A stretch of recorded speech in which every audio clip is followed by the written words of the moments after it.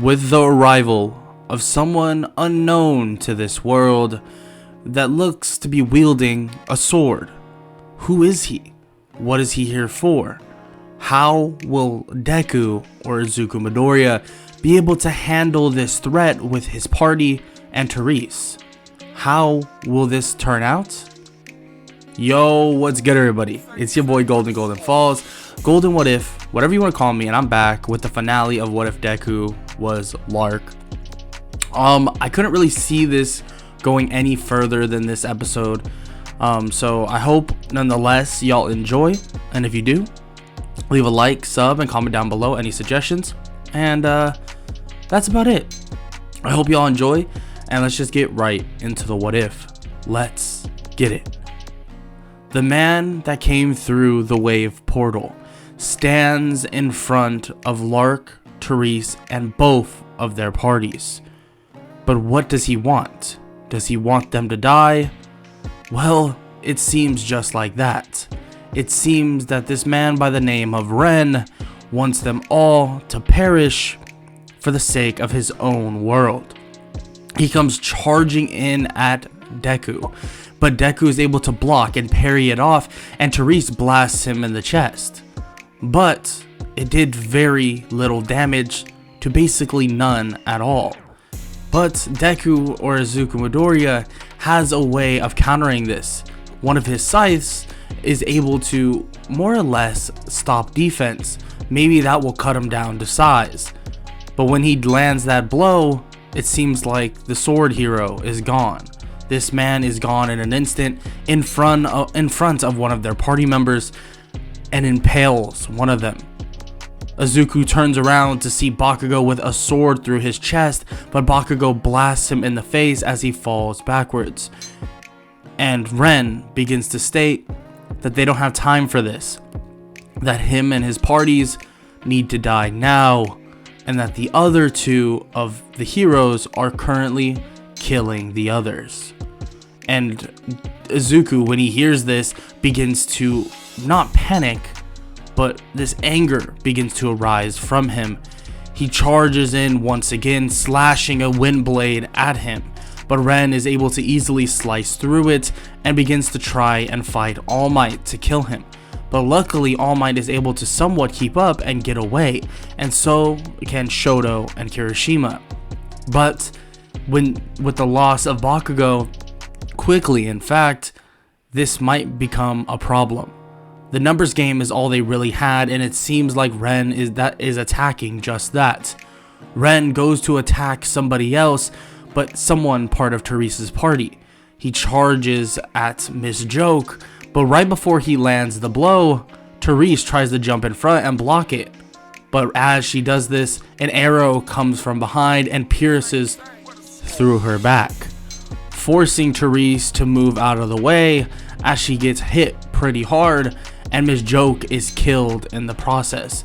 Izuku runs over, picks up Therese, and jumps off, helping her heal up with the potions that they were able to make, but even that isn't a fully restoring item. But luckily Therese has some magical powers that she can use to at least close the wound and help her recover quicker. Izuku tells her that he can handle it, don't worry about it, and just rest. So All Might, Shoto, and Kirishima stand by his side, and they begin their assault on Ren himself. They begin attacking him, and it seems like they're able to put him on the back foot, but these mysterious arrows that are getting flung at them are definitely a problem. Definitely a problem that they didn't know where was coming from, but they realized that it was someone with the bow. A bow hero, it seemed, by the name of Itsuki. He's far in the distance shooting, and a couple of the members of Therese's party go out of their way to try and attack him. But it seems like Ren is on the back foot. It seems like he could lose, but all he needs to do is really slice down one of them. All he needs to do is break their coordination for 1 second, and it's over. But as he thinks that he breaks it, he gets a blast of fire in his face instantly. But that didn't come from Shoto. It came from Endeavor. Endeavor comes flying in and crashes into Ren with a fiery blaze. Shoto reacts to this and immediately encapsulates him in ice, and they begin to try and hold him still, not letting him move an inch. Ren realizes that he's slightly captured here and he can't really do much about it.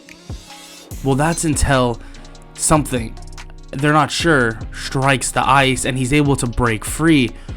But what? The ice? But Itsuki, he must be... They look at Itsuki and they see that he is pinned down. Luckily, they were able to pin him down with some close range attacks. But who the hell broke the ice? They look up to see a man with a spear in his hand, and he says that he broke it and that their time is over. He throws his spear like a javelin, flying toward All Might, and clips him in the arm and pins him to the ground. His spear appears back in his hand and All Might is in extreme pain. Izuku is able to drag him off, but Kirishima says that he'll do it, that he needs to be in the fight right now. Kirishima grabs All Might and drags him off near Bakugo in hopes that they can save them both with the healing items, which there's a good chance that either they'll bleed out or they'll be injured very seriously in the near future. But with Izuku still standing, the fight isn't quite just over. The man with the spear names himself as Motoyasu and says that all of them must perish right now. And he looks around once again. Izuku is confused and asks to stall for time. Well, he begins asking questions to stall for time. Isn't there supposed to be 4 of you? Why is there only 3? And I know damn well you did not beat Glass, because Glass is way stronger than you. Izuku at this point doesn't even know if this is true. He's just bluffing in hopes for the best. And Motoyasu says that the 4th of them, that he doesn't matter, that they don't care about him and that he's practically useless. But Izuku sees this as an opening and begins to attack Ren and actually lands a crucial blow on him, taking him out of the fight. Luckily, with Itsuki now stuck and Endeavor and Shoto pinning down Ren, it's Motoyasu versus Izuku, and that's it. Kirishima says that he can hop in and help, but he tells Kirishima that that's a bad idea, that they're not fully in sync, and Ren exposed just that. So he comes charging in at Motoyasu, but Motoyasu blatantly has the advantage. It seems that their levels and, well, their powers overtake anything that Izuku has. Why are they so strong? They train just like they thought they should have, but how are they so strong? Motoyasu begins to laugh at basically what Izuku is thinking and blasts him back to the ground, and he tries to catch himself, but Motoyasu is back on the offensive, immediately stabbing and jabbing at Izuku, and Izuku can only dodge, bob and weave the best he possibly can until he's basically on the ground with his face right at the tip of the spear, and he's about to plunge it into his face. He goes to thrust the spear to kill Izuku, but it stops. The spear stops and Izuku begins to slowly open his eyes once again, and he sees this green-like thing in front of him. He looks around it, and it's in the shape of a shield. Motoyasu scoffs at this and gets pissed, but the shield begins to fade away, and someone drops in front of it. It's Naofumi Iwatani, the shield hero of the other world, and he's here to arguably, well, not help his own world. He's here to save Izuku's. He even questions, Izuku questions what he's doing, and Naofumi says that these people that are trying to destroy his world aren't the best, in fact, themselves, and that he is here to maybe find another solution to save their world. They don't, or he doesn't want to just kill them off for the sake of his own world. It doesn't make sense to him, but only if they both can live.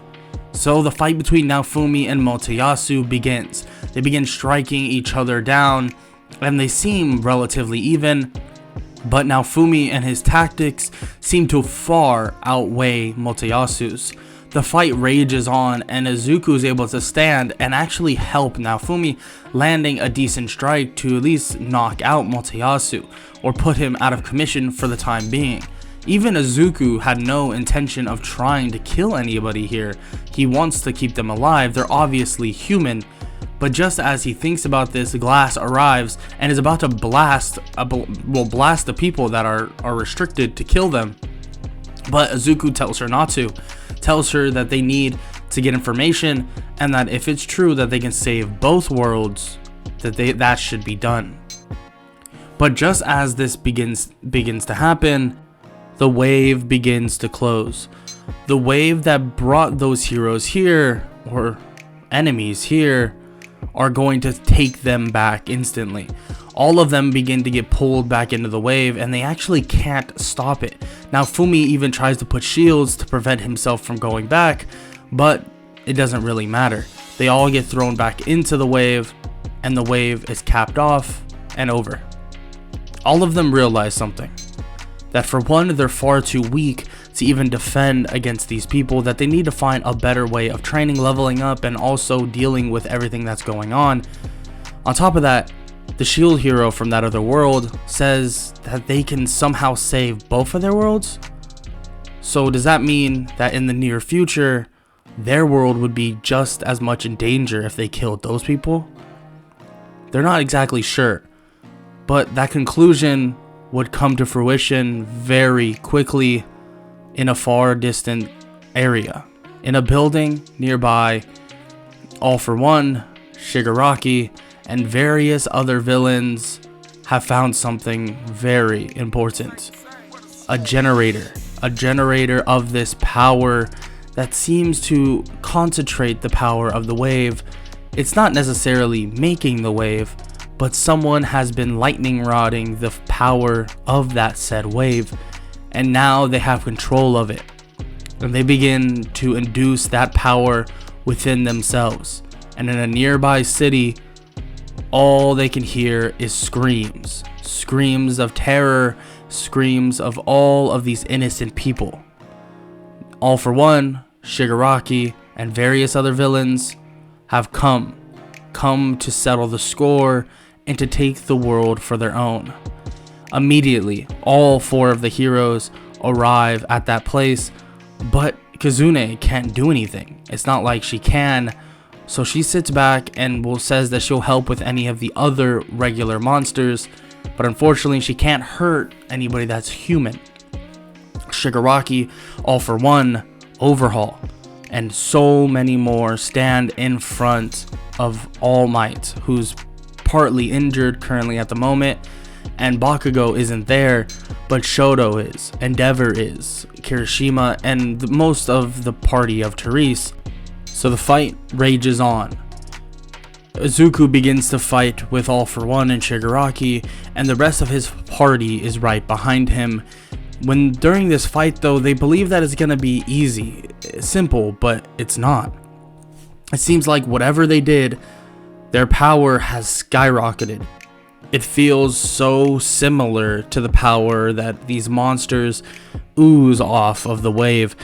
These monsters of the wave are just as bad.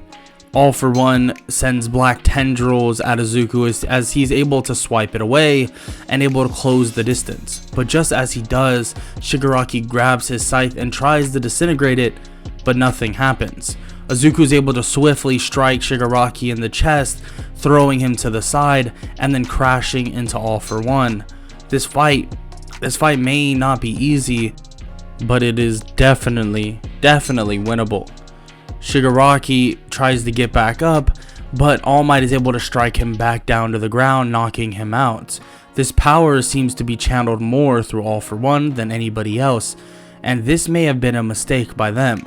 They're trying to capitalize on a power they just got, but it actually seems to be depleting. Izuku continues the pressure on All For One, using everything he possibly can. Using his deadly dance, a skill that makes him swing multiple swings with his scythe, but also a tornado ability that he's used in the past.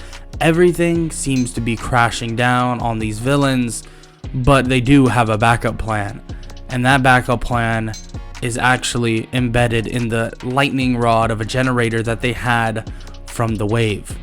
It seems like it's a last resort to explode the entirety of Japan and suck them all into an artificial wave. This isn't good, and Izuku doesn't even know about this, not until he hears of that exactly when All For One is on the ground, pinned to the ground with a scythe to his head, and he begins laughing that they're all gonna die very soon anyways, and that they should have been killed by the people from the wave, and it would have made this a lot easier. And Izuku's confused by this, but then looks around to see this purple glow around the entirety of the city. No, it has to be bigger. It goes even past the city. It's the entirety of Japan. He reacts immediately and tries to go find the source, seeing that there's concentration in certain areas, but he's too late. Way too late. The wave, the artificial one, begins to shatter Japan and sucks it into another world. When they arrive, they begin looking around to see that it doesn't look anything like the world they were just in. It looks so much different. But this is odd. Where they arrived seems to be very similar to the Caribbean, very similar to something that he feels that he's seen before, but he's never been here, never in his life. He's never been to Hawaii or anything like that in his world, but this he would assume would kind of look like it, but this is a different familiarity. It seems like he's been here, like really been right in this moment. He looks around to see the other heroes. He sees Motoyasu, Ren, Itsuki, and now Fumi, the shield hero. They all land on the ground, and the other heroes look up to see a giant landmass crashing into them, buildings alike. This is Calmira. They're currently in Calmira, and the entirety of Japan is crashing on it. Now Fumi raises his shield to block out as many people as possible, but he's not going to be able to help and save everybody as the entire landmass gets smashed into the water and into all the land that is there. Izuku luckily able to get out of it, but that's not the case for everybody. His party was able to live, but all the people of Japan were slaughtered, killed, murdered, and All For One stands proudly and he's laughing in the face of them. But this laugh immediately turns into pain. Shigaraki, Overhaul, All For One, every single one of the villains, every single one of them begins to react to the power that they were injected with, and now that they're in another world, their bodies rejecting it terribly, and they proceed to explode and die right in front of everybody. But now it seems that they are stuck. The four heroes from that world, the other world, are now stuck with the four, or at least the three that were trying to kill them. But maybe this will turn out differently. Now Fumi jumps up and helps up Izuku, and helps up Glass, and helps them all up, and says that in his own weird way he's glad they arrived, because now they can figure out a way to not only save this world, but hopefully the one that they were sent away from. Hopefully the one that is probably currently in danger at the moment. But with that said, that's where this what if is going to wrap up. I hope y'all enjoyed nonetheless. I know this got cut a little bit short, but I didn't really have much more ideas in terms of what I wanted to do, and I'm sure some of you do as well, that in terms of ideas. But every idea that I've thought about, I haven't been super in love with, and I feel like this would be the best ending for this what if, so that's what it's gonna be. But I hope y'all enjoyed nonetheless, and I hope y'all have an amazing day. Later.